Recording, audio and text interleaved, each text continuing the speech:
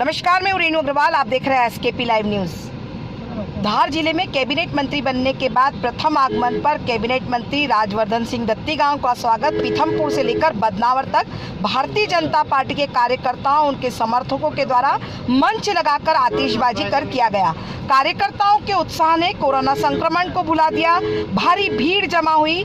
लेबड़ में मीडिया के द्वारा उनसे सवाल पूछा गया कि विगत दिनों बदनावर में पूर्व मुख्यमंत्री कमलनाथ पहुंचे थे और उन्होंने मंच से कार्यकर्ताओं से कहा था कि मेरा क्या कसूर था। इस पर कैबिनेट मंत्री राजवर्धन सिंह दत्तीगांव ने उन पर तंज कसा। उन्होंने कहा कि उनका कसूर यह था कि वह हेलीकॉप्टर में उड़ते रहे जीवन भर। उनका कसूर यह था कि हवाई जहाज में उड़ते रहे जीवन भर। छिंदवाड़ा में भी हेलीकॉप्टर में घूमते रहे। जीवन में पहली बार बदनावर आए। काश मैं जब कह रहा था तब बदनावर का दुख दर्द सुन लेते। पहली बार कार्यकर्ताओं से बात करी। जो व्यक्ति कार्यकर्ताओं का दर्द नहीं सुनेगा उसको तो दर्द सहना ही है। और कुछ क्या कहा, देखें खबर एसकेपी लाइव।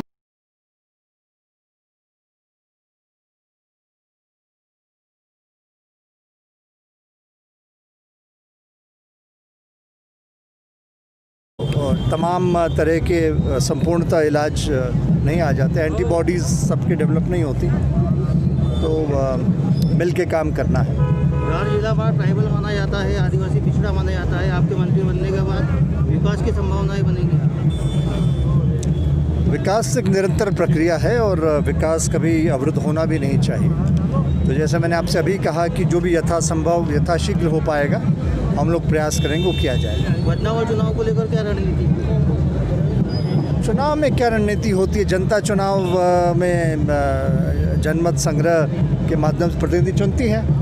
जनता यहाँ पे है और जनता के ही भाव के अनुरूप हमने निर्णय लिए हैं जो भी लिए हैं। और आज का निर्णय अभी मैं प्रथम बार बदनावर जाऊँगा इस परिषद के गठन के पश्चात, और मैं तो ये मानता हूँ कि जो भी है बदनावर का ही है, बदनावर के लिए ही है। सर, आपने कहा था आप 2000 करोड़ की सौगात लेके बदनावर आएंगे, तो कब आएगी बदनावर में 2000 करोड़ की सौगात? आप देखिए, चलिए मेरे साथ गाँव आपको दिखेगी। मुख्यमंत्री जी भी आने वाले हैं, सिंधिया जी भी आने वाले हैं, वो तमाम घोषणाएं होने वाली हैं। और शीर्ष नेतृत्व जब आएगा तो आपको बताएगा, चाहे पेयजल की बात हो, चाहे सिंचाई की बात हो, चाहे अधोसंरचना की बात हो, चाहे सड़कों की बात हो,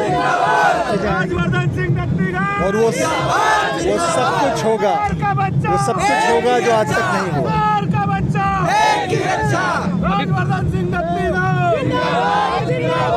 अभी बदनावर में कमलनाथ जी आए थे, उन्होंने काफ़ी उनके भाषण में दर्द था कि मेरा क्या कसूर था। उनका कसूर ये था कि वो हेलीकॉप्टर में उड़ते रहे जीवन भर।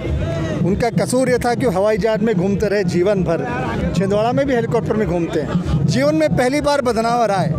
काश जब मैं कह रहा था तो बदनावर के दिल का दर्द सुन लेते। पहली बार कार्यकर्ताओं से बात करी।